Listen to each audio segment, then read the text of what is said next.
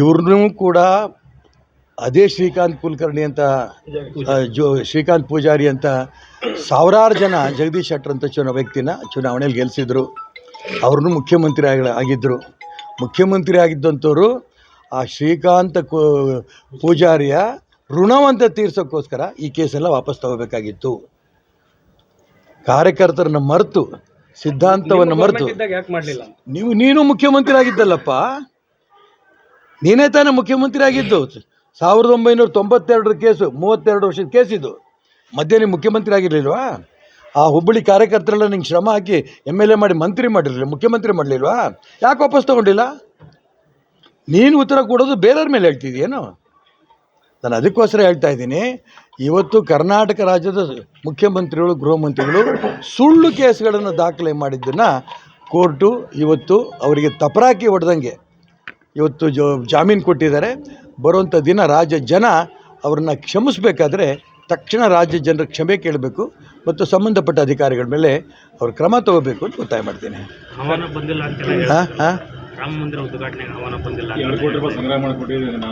ಯಾರು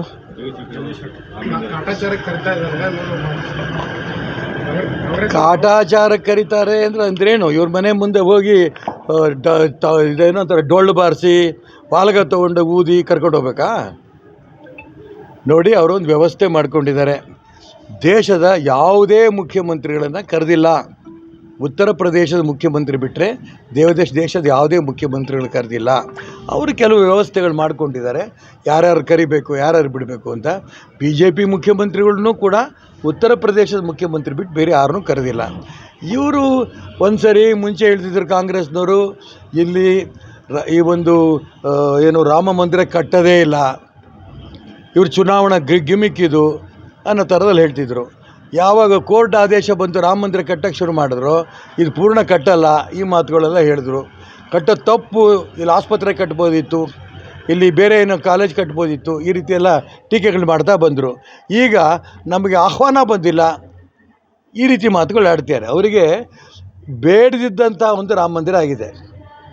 ಇಡೀ ದೇಶದ ಜನರಿಗೆ ಅದೊಂದು ರಾಷ್ಟ್ರ ಮಂದಿರ, ದೇಶವನ್ನು ಕಟ್ಟೋದಕ್ಕೆ ಒಂದು ಪ್ರೇರಣೆ ಕೊಟ್ಟಂಥ ಒಂದು ಮಂದಿರ ಆಗಿದೆ. ಹಾಗಾಗಿ ಇವರಿಗೆ ಒಂದು ರೂಪದಲ್ಲಿ ಅವರಿಗೆ ಮುಳ್ಳು ಚುಚ್ಚಿದಂಗೆ ಚುಚ್ಚುತ್ತಾ ಇದೆ ರಾಮ ಮಂದಿರ, ತಡ್ಕೊಳಕ್ಕೆ ಆಗ್ತಾ ಇಲ್ಲ. ಹಾಗಾಗಿ ಏನು ಬೇಕಾದ್ರೂ ಮಾಡ್ತಾರೆ. ಸಿದ್ದರಾಮಯ್ಯನವರು ಒಂದು ಹೇಳಿಕೆ ನೀಡಿದ್ದಾರೆ, ಪಾಕಿಸ್ತಾನದಲ್ಲಿರೋಂಥ ಜನ ಹೇಳ್ತಾ ಇದ್ದಾರೆ, ನರೇಂದ್ರ ಮೋದಿ ಬಂದು ಈ ಪಾಕಿಸ್ತಾನದ ಪ್ರಧಾನಮಂತ್ರಿ ಆದರೆ ತುಂಬ ಸಂತೋಷ ಅಂತ. ಸಿದ್ದರಾಮಯ್ಯನವರಿಗೆ ಮತ್ತು ಅವ್ರ ಮಗ ಯತೀಂದ್ರ ಅವರಿಗೆ ಪಾಕಿಸ್ತಾನದ ಬಗ್ಗೆನೇ ಪ್ರೀತಿ ಜಾಸ್ತಿ, ಮುಸಲ್ಮಾನ್ ಧರ್ಮದ ಬಗ್ಗೆನೇ ಪ್ರೀತಿ ಜಾಸ್ತಿ. ಹೋಗ್ಬಿಡ್ಲಿ, ಅವರು ಮತಾಂತರ ಆಗಿ, ಮುಸಲ್ಮಾನರಿಗೆ ಮತಾಂತರ ಆಗಿ ಅವರು ಪಾಕಿಸ್ತಾನಕ್ಕೆ ಹೋಗಿ ಕೂತ್ಕೊಂಡ್ಲಿ, ನಾವೇನು ಬೇಡ ಅಂತೀವೇನು? ಈ ದೇಶದಲ್ಲಿ ಅನ್ನ ತಿಂದು, ಈ ದೇಶದಲ್ಲಿ ಗಾಳಿ ಕುಡಿದು ಹಿಂದೂ ರಾಷ್ಟ್ರ ಅಂತಿದ್ದಂಗೆ ನಮ್ಮೆಲ್ರಿಗೂ ಸ್ವಾಭಿಮಾನ. ಈ ದೇಶದಲ್ಲಿರೋಂಥ ಪ್ರತಿಯೊಬ್ಬ ಸಾಧು ಸಂತರಿಗೆ ನಾವಿಲ್ಲಿ ಗೌರವ ಕೊಡ್ತೇವೆ, ಅವ್ರಿಗೆ ನಮಸ್ಕಾರ ಮಾಡ್ತೇವೆ. ಪಾಕಿಸ್ತಾನದಲ್ಲಿ ಏನು ಕತೆ? ಮಸೀದಿಯಲ್ಲಿರೋಂಥ ಮುಲ್ಲಾಗಳಿಗೆ ಗುಂಡಿಟ್ಟು ಹೊಡಿತಾರೆ, ಕೊಲೆ ಮಾಡ್ತಾರೆ. ಇದು ಪಾಕಿಸ್ತಾನಕ್ಕೂ ಹಿಂದೂಸ್ತಾನಕ್ಕೂ ಇರೋ ವ್ಯತ್ಯಾಸ. ಧರ್ಮದ ಮೇಲೆ ರಾಜಕಾರಣ ಮಾಡಬೇಕಾ, ಅಭಿವೃದ್ಧಿ ಮೇಲೆ ರಾಜಕಾರಣ? ಅಭಿವೃದ್ಧಿ ಮೇಲೂ ಮಾಡಬೇಕು. ಧರ್ಮ ಬಿಟ್ಟು ಯಾವುದೇ ಭಾರತೀಯ ಸಂಸ್ಕೃತಿ ಬಿಟ್ಟು ಯಾವುದೇ ರಾಜಕಾರಣ ಇಲ್ಲ. ಯಾರು ಸ್ವಾತಂತ್ರ್ಯಕ್ಕೋಸ್ಕರ ಹೋರಾಟ ಮಾಡಿದ್ರೋ ಅವರೆಲ್ಲರೂ ಕೂಡ ಅಪೇಕ್ಷೆ ಇದ್ದಿದ್ದು ಭಾರತೀಯ ಸಂಸ್ಕೃತಿ ಉಳಿಸಬೇಕು ಅಂತ. ಬ್ರಿಟಿಷರು ಎಲ್ಲ ಇದ್ರಲ್ಲ, ಅವರು ರಸ್ತೆ ಮಾಡಿಕೊಟ್ರು, ಚರಂಡಿ ಮಾಡಿದ್ರು, ಬ್ರಿಡ್ಜ್ ಮಾಡಿದ್ರು, ರೈಲ್ ಮಾಡಿದ್ರು. ಯಾಕೆ ಅವ್ರನ್ನ ಓಡಿಸಿದ್ರು? ಅಭಿವೃದ್ಧಿ ಮಾಡಲಿಲ್ಲ ಅಂತಲ್ಲ, ನಮ್ಮ ಸಂಸ್ಕೃತಿಯ ಅಪಮಾನ. ರಾಮ ಮಂದಿರವನ್ನು ಒಡೆದು ತೆಗೆದ್ರು, ಕಾಶಿ ವಿಶ್ವನಾಥನ ದೇವಸ್ಥಾನವನ್ನು ಒಡೆದ್ರು, ಮಥುರಾ ಶ್ರೀಕೃಷ್ಣನ ದೇವಸ್ಥಾನವನ್ನು ಒಡೆದ್ರು. ಈ ಸಂಸ್ಕೃತಿ ಮೇಲೆ ಆಘಾತ ಮಾಡಿಬಿಟ್ರೆ ಈ ದೇಶ ನಿರ್ನಾಮ ಆಗತ್ತೆ ಅಂತೇಳಿ ಆ ಮೊಘಲರು, ಬ್ರಿಟಿಷರು ಅಂದ್ಕೊಂಡಿದ್ರು. ಅದಕ್ಕೋಸ್ಕರ ಅವ್ರನ್ನ ಓಡಿಸಿ ಭಾರತೀಯ ಸಂಸ್ಕೃತಿಯನ್ನು ಉಳಿಸೋದಕ್ಕೋಸ್ಕರನೇ ಆ ಸ್ವಾತಂತ್ರ್ಯ ಹೋರಾಟಗಾರರ ಹೋರಾಟ ಪ್ರಯತ್ನ ಮಾಡಿದ್ರು. ಅವರ ಆತ್ಮಕ್ಕೆ ಈಗ ಶಾಂತಿ ಸಿಗ್ತಾ ಇದೆ. ಅಭಿವೃದ್ಧಿನೂ ಕೂಡ ಬ್ರಿಟಿಷರು ಇರೋಂಥ ಸಂದರ್ಭದಲ್ಲಿ ಅಭಿವೃದ್ಧಿ ಆಗಿರಲಿಲ್ಲ. ಇವತ್ತು ಪ್ರಪಂಚದ ಮುಂದೆ ಭಾರತ ಅತಿ ಹೆಚ್ಚು ಉನ್ನತ ಸ್ಥಾನಕ್ಕೆ ಹೋಗ್ತಾ ಇದೆ.